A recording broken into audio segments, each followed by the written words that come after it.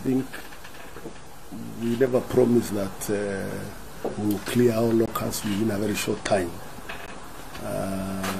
given the fact that we are not in control of what is happening in the source. You know, if we were in control, then we would have contained them completely from there. Unfortunately, we are only in control of what is happening within our own country. And therefore, when the invasion took place, we mobilized resources and got equipment and personnel and trained people to contain the invasion. And you agree with me, we have managed to do that. We have managed to contain the situation.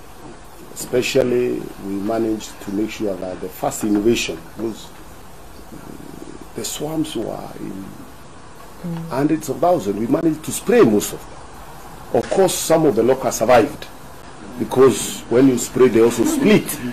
They also split in smaller, you know, since you are dealing with a moving target, spraying here, millions. Locusts, it's not, there were millions. In fact, the smallest locust swarm is 40 million locusts.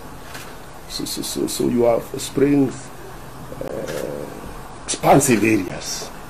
And where they came into the country in the northern Kenya is a huge country. So being able to clear all of them within that very short time was not technically possible, even from our own advice from those who have been dealing with the management of locusts. But we managed to contain the situation, especially protect the food basket areas. So the first wave is really largely done. What we are now focusing on, and the biggest danger, is those locusts that survived and laid eggs.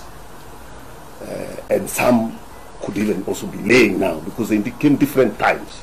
So the period of laying eggs also different times. So that is what we are dealing with right now.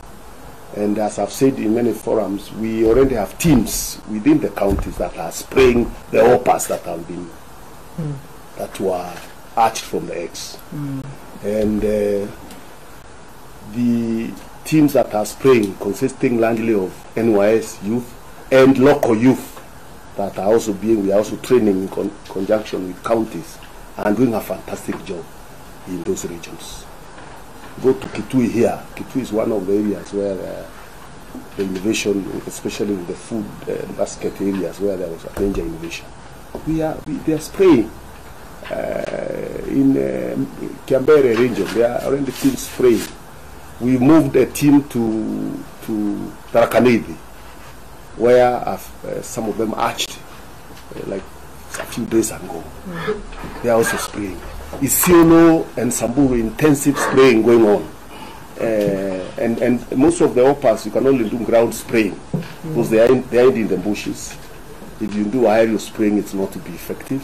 So it's only in the open areas, like Marsabit, parts of Turkana, where there isn't much vegetation. You can see them where the planes can fly low and then spray aerially. So in Marsabit, there's been a lot of spraying by air. In fact, we moved most of the planes that were the planes that were in Wajir, because there aren't any hoppers there yet. We moved them to that side where the hoppers, the locusts arrived early, and there are a lot of hoppers.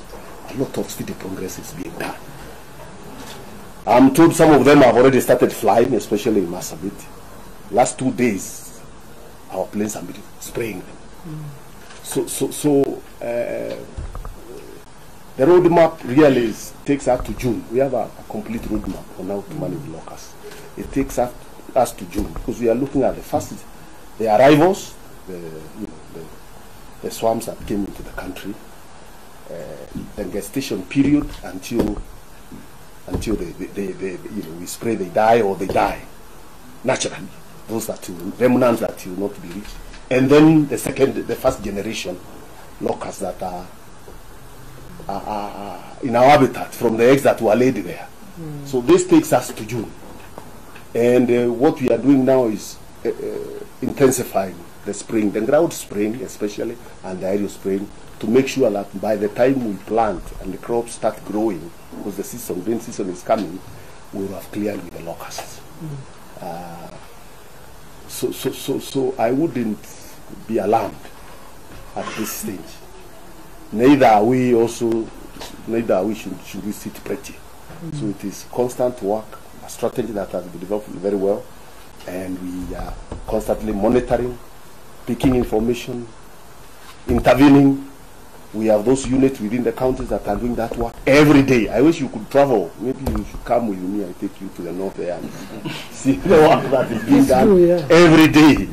The young people NYS who are carrying their sprayers every day, since morning to evening, spraying, and then of course the helicopters. And as I said, we have also increasing the number of helicopters we require.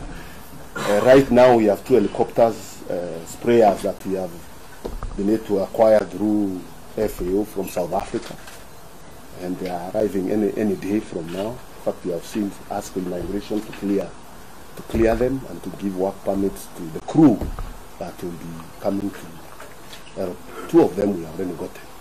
We've gotten another addition, 2 from